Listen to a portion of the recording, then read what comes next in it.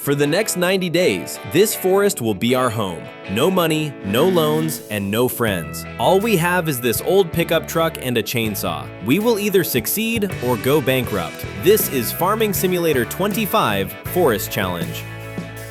We had only a short distance left to cover before reaching our abandoned plot. The road to it led through a sawmill and a small stream. After I crossed both, I began searching for a lone cabin hidden deep within the dense forest. When it finally came into view, I drove closer. This was the place where our journey would begin. The area of the plot was fairly spacious, surrounded on all sides by tall forest. We had practically no money, so my first goal was to earn at least some starting capital. And since there were only trees around, the most logical option was to start harvesting wood. First, I cut down my very first tree, then removed the branches and sawed the trunk into small logs to make them easier to load into the pickup. One by one, with my own hands, I loaded everything into the bed of the truck and secured it tightly with straps. Now it was time to head to the sawmill. The pickup struggled, but steadily managed to handle the forest roads and rough terrain. When I reached the sawmill, I unloaded the logs and sold them, earning $2,270, an excellent result for the first trip. However, it clearly wasn't enough, so I returned to the plot, cut down another tree, processed it, and delivered it for sale again. This time, I earned an additional $3,000, raising our balance to $5,000. Now I could visit the store and see what I could buy with that amount. After looking through the inventory, I found a trailer that was perfect for our work, but its price exceeded my available funds, so I had to continue harvesting wood.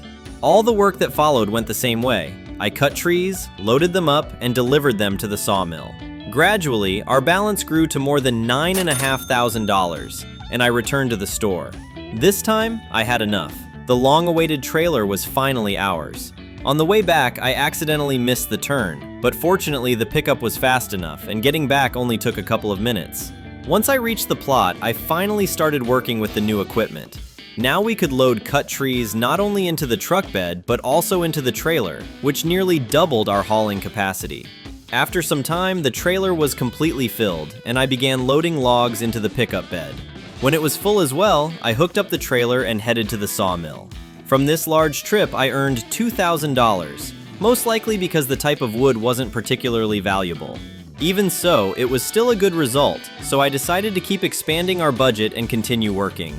After some time, I managed to save up $17,000. Since it was already getting dark, I returned home and decided to set up a place where we could spend the night comfortably. First, I dismantled the old, half-collapsed structure that stood on our plot. Then, I began building a small house, simple but cozy, perfectly suitable for sleeping. After that, I built a small garage with a canopy for our pickup and trailer. Once the construction was finished, I carefully parked the trailer under the canopy and drove the pickup into the garage. That was a good moment to end the day. It had been difficult, but extremely productive, and we had earned a solid amount of money. The next morning, I got back to work. I continued cutting down trees, but this time I tried to work more systematically, moving forward and gradually clearing the land so that later we could build new structures. After some time, we managed to fully clear a small area, and in the process, we earned nearly $60,000. This amount was enough to build our first production facility, a wood chipper that turns logs into wood chips. Chips can be sold for a steady income, so I immediately got to work. I loaded the first 5,000 liters of wood into the chipper and started the production. Once the mechanism kicked into action and everything began running smoothly, I continued bringing in more logs. After a while, the chipper had already accumulated 11,000 liters of wood chips. I drove the pickup to the unloading point and filled the trailer with almost 3,000 liters, then headed to the selling station. When I arrived, I unloaded the chips and earned $700 for them. Not much, of course. The trailer's capacity was simply too small, so I decided to take another route.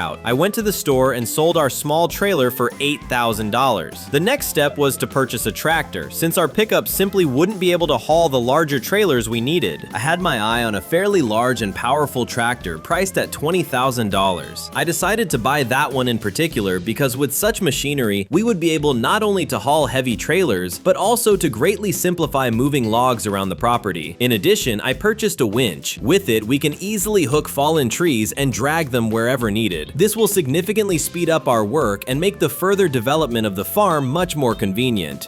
After the purchase, I attached the winch to the tractor and headed back to our plot. Then I had to make another trip to the store to pick up the pickup truck. By the time I returned home, it was already dark, so I parked all the equipment in its place and decided to wait for the next day. In the morning, I got into the tractor and began dragging the cut logs directly to the production site. This sped up the process significantly. I no longer had to saw each tree into small pieces or carefully strip off all the branches. The winch handled its job perfectly. When the production facility had accumulated 50,000 liters of wood chips, I realized it was time to purchase a trailer for the tractor to transport the product for sale. Our balance allowed us to afford only a small trailer, but I decided that it would be enough for the beginning. With its help, we could quickly earn money for larger equipment. I returned to the production site, fully loaded the trailer with wood chips, and drove off to sell them. Each trip earned me about $3,000, which was an excellent result. There was still plenty of wood chips left at our production facility, so I was confident that we would be able to earn some truly good money in the near future. For now, I decided to return to the farm because we still had a lot of work to do. Once I arrived, I loaded the trailer with another full load of wood chips and went to sell it.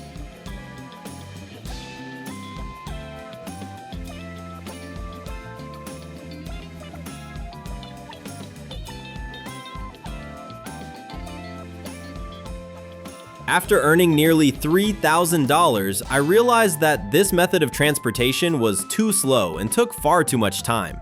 On my way back home, I started thinking about what to do next. Buying a new large trailer would be perfect, but we didn't have enough money for it yet. So I chose a different approach, enabling the automatic selling mode. This option saved a lot of time, though it did slightly reduce the total profit. Still, this compromise suited me completely, so I decided to stick with it. Since I no longer had to transport the chips manually, I decided to use the freed up time wisely by preparing more wood for our production. First, I set up a small area next to the farm buildings where I could neatly park the trailer. After that, I went to attach the winch and began cutting down trees. I felled them in small batches and then used the tractor to drag the logs straight to the wood chipper.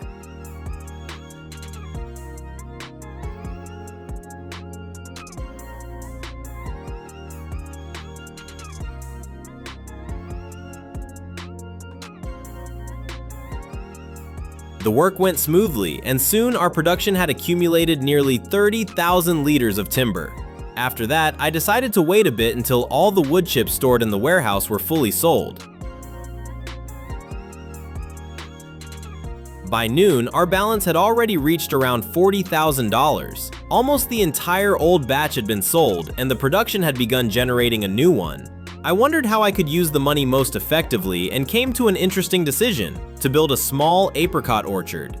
However, to place it properly, I needed to clear the land. Several trees were standing in the way, so I got back to work and carefully removed all unnecessary trunks.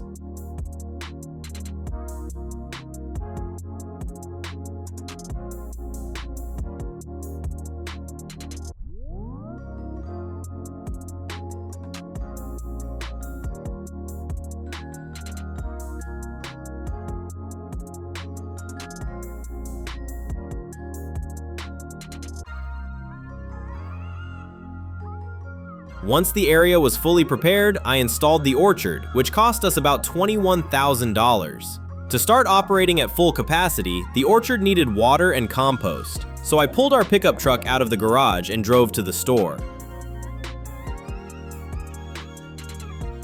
Once there, I bought 2 pallets of compost as well as a water tank. I carefully loaded the pallets into the truck bed, secured them, attached the tank, and headed back to the farm. On my way home, I stopped by the river to fill the tank with water. Once it was filled to the brim, I continued the trip. Back at the farm, I drove straight to the orchard, unloaded all the water, and while it was evenly spreading through the system, I loaded the compost into its dedicated container. Everything was finally ready. The production could begin. The apricots started to grow, which meant we would soon have a new stable source of income that would help us further develop our farm. During this time, we managed to settle in well, streamline our production processes, and even start earning a solid profit. If you want to see the continuation of this story, be sure to like the video, subscribe to the channel, and see you soon!